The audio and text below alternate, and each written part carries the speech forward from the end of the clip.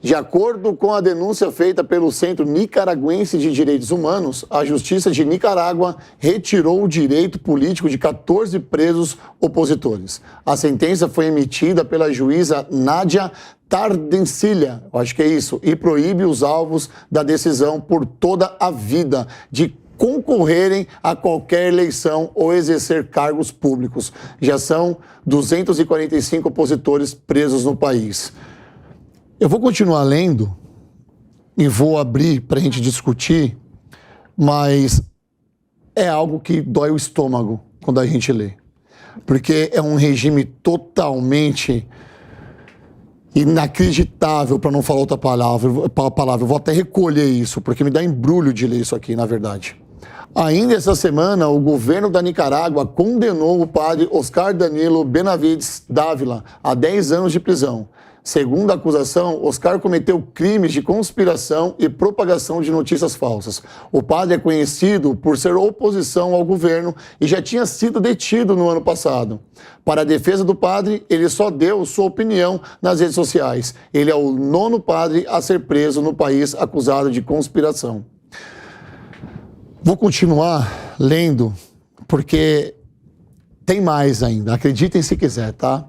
E olhem só essa proximidade de Lula com os ditadores. Está desagradando e muito. O embaixador da União Europeia no Brasil, Inácio Yabanez, compartilhou nas redes sociais um artigo jornalístico em que critica a postura de Lula em relação aos regimes autoritários de Cuba, Venezuela e Nicarágua.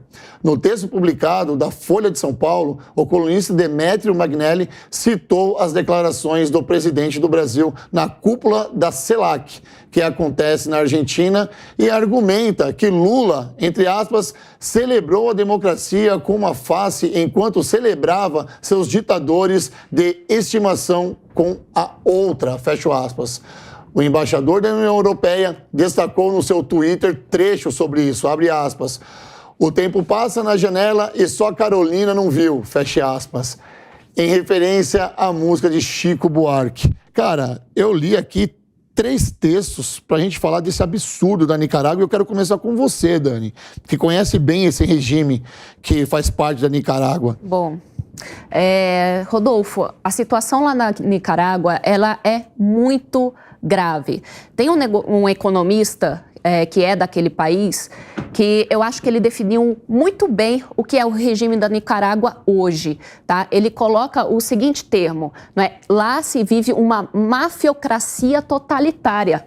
E o porquê que ele colocou mafiocracia totalitária? Porque ele está, sim, fazendo uma relação direta, tá, com o funcionamento de máfias e crime organizado. O que isso quer dizer? Isso quer dizer que, o que significa a máfia em si? Bom, ela busca, não é, cada vez mais riqueza por intermédio de ações ilegais, ilegítimas, não é? E assim vai crescendo cada vez mais a sua riqueza, o seu capital. Esse é o objetivo, não é, do crime organizado e da máfia em si. Não existe outro. Aí ele traz esse conceito, né, da mafiocracia, porque o regime, né, do Daniel Ortega hoje, não é, e já faz alguns anos, na verdade, funciona dessa forma, busca se enriquecer a própria família e enriquecer os seus aliados a partir de várias ações ilegais, né, que ele realiza dentro do país, e não só isso, né? Aí vem o totalitário. O porquê do totalitário? Porque é o controle da vida de todas as pessoas e em todas as instâncias. Não foge nada do poder do Daniel Ortega. O que isso quer dizer?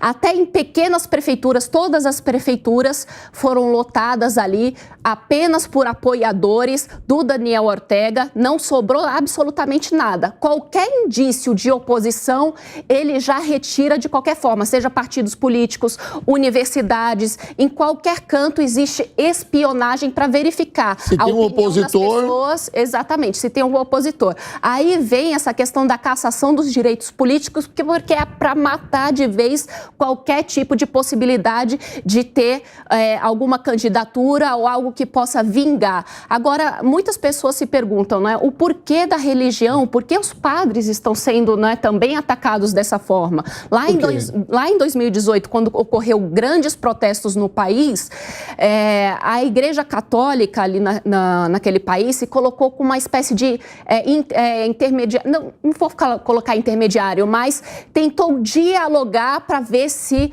conseguia resultados para destensionar o país. Tentou ser um elo de ligação. Exatamente, né?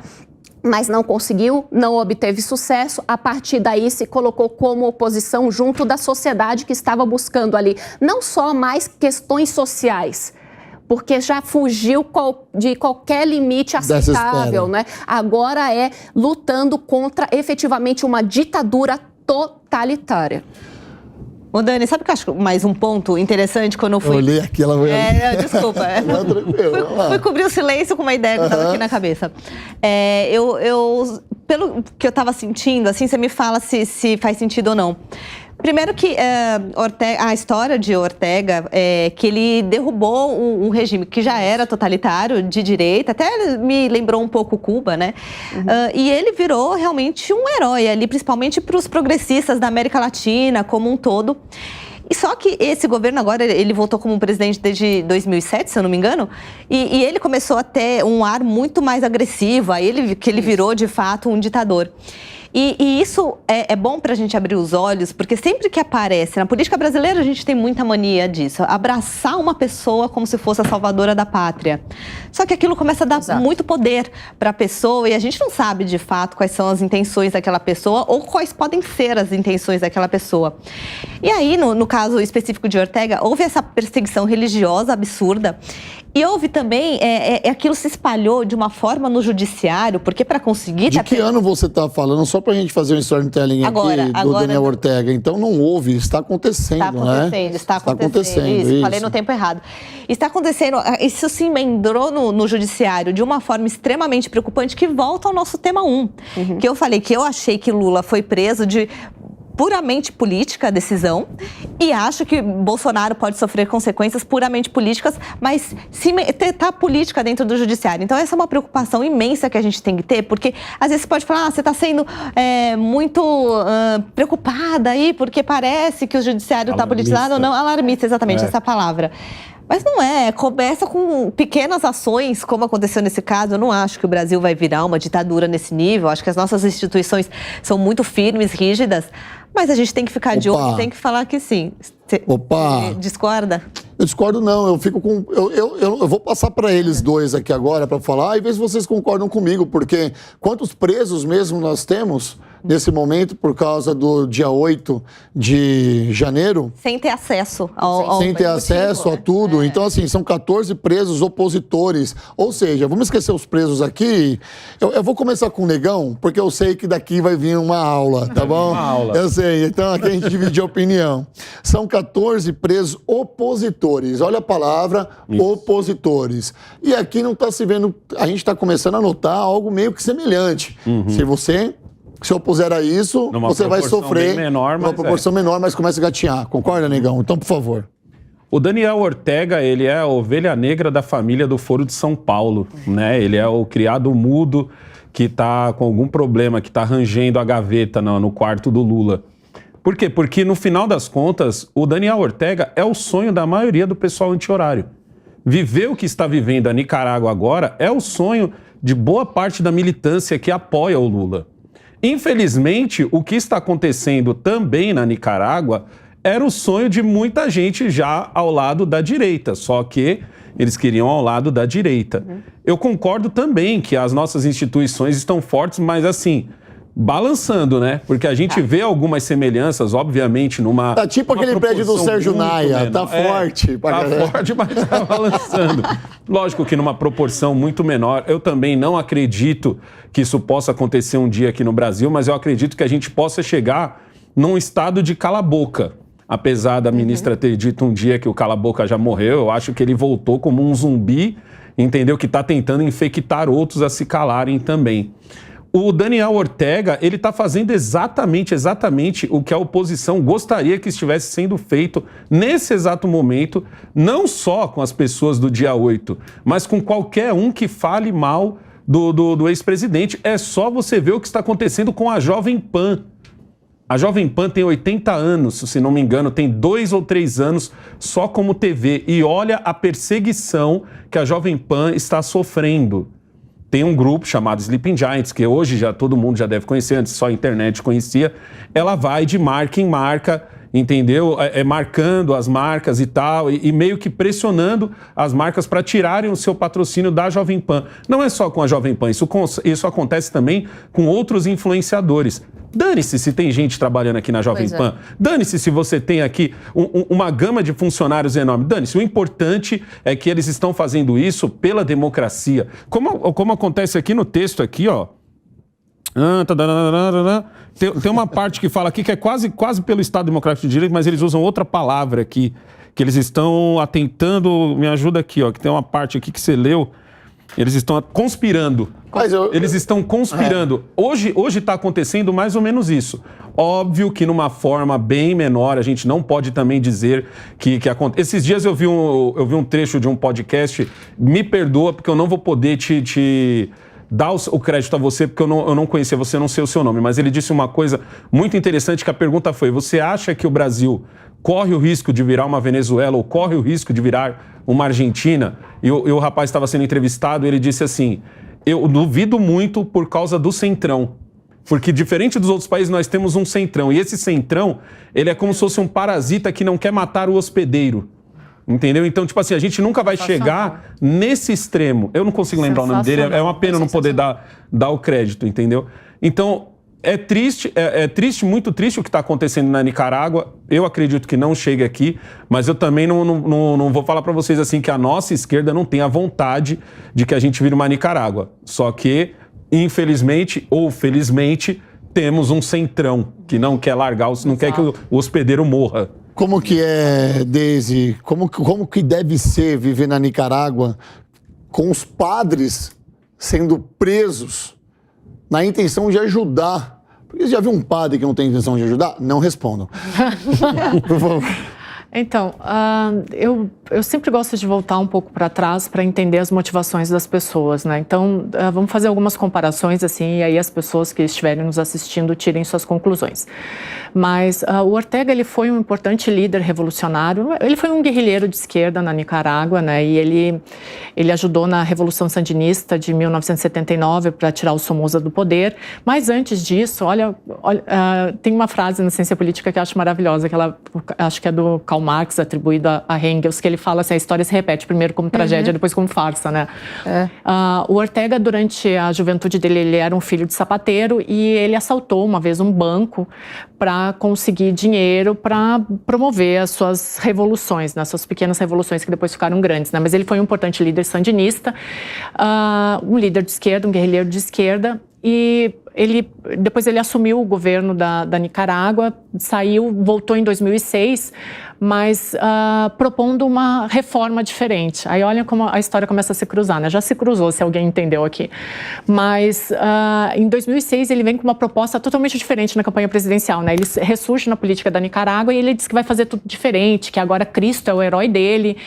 Ele substitui as bandeiras pretas e vermelhas sandinistas por rosas, que foi uma ideia da esposa dele, né? Bandeiras rosas, dizendo que ele vai pregar a paz e o amor na Nicarágua. E que ele vai pedir a ajuda dos Estados Unidos, né? E aí o resto é história, uma história mais recente, a gente conhece. Ele fez uma perseguição, como as gurias e o Negão mencionaram aqui, fez uma perseguição à Igreja Católica, faz ainda.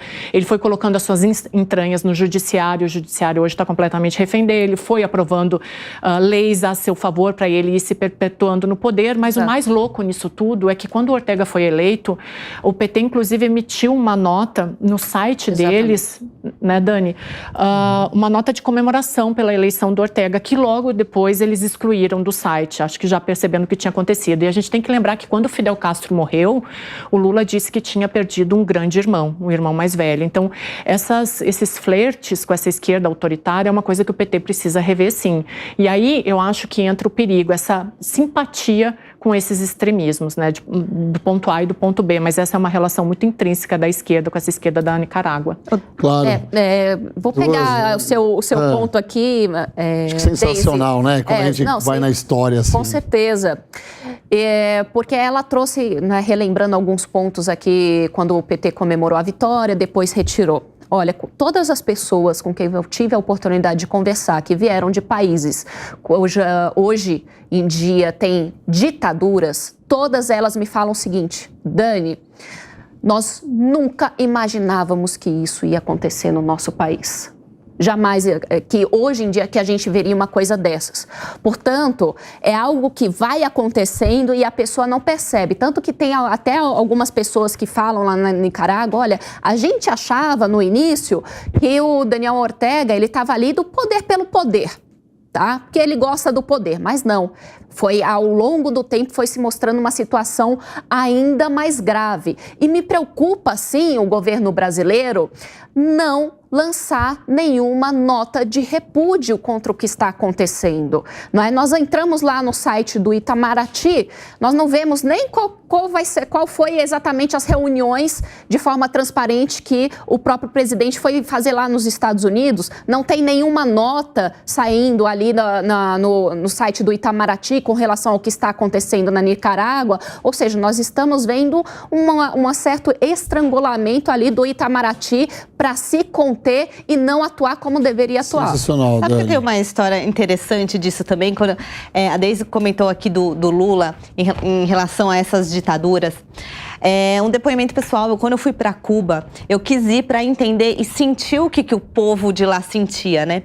Eu cheguei, eu fui visitar o principal hotel lá de Cuba, o Hotel Nacional, e tinha fotos de Fidel com os principais ditadores de esquerda do mundo. E de Lula. E a única pessoa, o único governante que tinha 2 fotos era Lula. Então, ditadores de esquerda e Lula tinha 2 fotos. Então, aquilo me tocou de uma forma imensa e diferente dos outros países. É como ele é enxergado lá fora, como as pessoas veem o Lula lá fora, né? E o Lula tem algo que até por países de direita ele é abraçado, então ele tem essa capacidade de falar com todos, mas ele acena muito para esses ditadores de esquerda que até conversando com meus amigos de esquerda falam realmente é um erro, porque ele não pode entrar nisso, né? Acaba danificando a nossa imagem. Então é importante a gente falar que Lula assim parece que deve algo, né, para eles. Olha, eu deixei vocês falarem aqui, ficou na minha cabeça martelando uma historinha muito legal também de um cara chamado Paulo de Tarso. Acho que todo mundo conhece a história de Paulo. E Paulo, ele andava no Novo Testamento abrindo igrejas, a grosso modo, né? E chegou um momento que ele parou em Corintos. Tanto é que tem na Bíblia lá, 1 Coríntios, 2 Coríntios, essas coisas. E o povo se gabava ali, porque acontecia guerras em outros lugares. Em Corintos, não. Corintos ele viu como querer, tá tudo bem. Tipo o Brasil. E aí Paulo, sábio, olhou para aquele povo de Corintos e falou assim, tá lá em 10:12, você encontra isso lá na Bíblia, tá bom? Não tô querendo pregar aqui, mas é uma história muito legal, que se assemelha com nós aqui e com o povo da Nicarágua. Ele fala, aquele que está de pé, cuide-se para que não caia. Faz todo sentido para mim quando eu olho para essa ditadura que acontece na Nicarágua e a gente acha que nunca vai acontecer com a gente. Então nós, povo brasileiro, que estamos de pé, devemos nos cuidar para a gente não cair. Preço da democracia é eterna vigilância, né? Com certeza. A democracia é uma eterna vigilância. Perfeito. Pode falar, Dani. O embaixador, né, da União Europeia que chegou a fazer aquele tweet com o artigo do Demetrio Magnoli, acho que não me lembro agora exatamente o sobrenome dele, mas ele colocou, né, esse tweet numa forma de crítica ao governo federal. Depois ele retirou o tweet, né, pediu desculpas, aceitando as críticas que estavam sendo feitas lá pela Câmara, pelo Partido dos Trabalhadores na Câmara dos Deputados, né, por ter feito essa colocação em forma de crítica. Né? Por que ele fez isso? Na verdade, é porque ele está em um posto diplomático. Teoricamente, ele não deveria fazer esse tipo de ação dentro do Twitter dele. Mas o que é interessante, não é? Por mais que ele tenha pedido desculpas, por mais que ele fale que não foi a intenção dele criticar o governo brasileiro, nós sabemos, pelo menos em relações internacionais, a gente estuda muito hoje a diplomacia digital. Então, tudo que se coloca nas redes sociais, pelos embaixadores, por ministros ou por qualquer funcionário de governo, isso tem como objetivo dar recados e também pressionar de alguma forma para que determinadas ações sejam tomadas. O embaixador pediu desculpas, mas a gente sabe qual foi o recado, não é? Que a democracia ela deve ser respeitada, não só dentro do nosso país, mas em todo o mundo.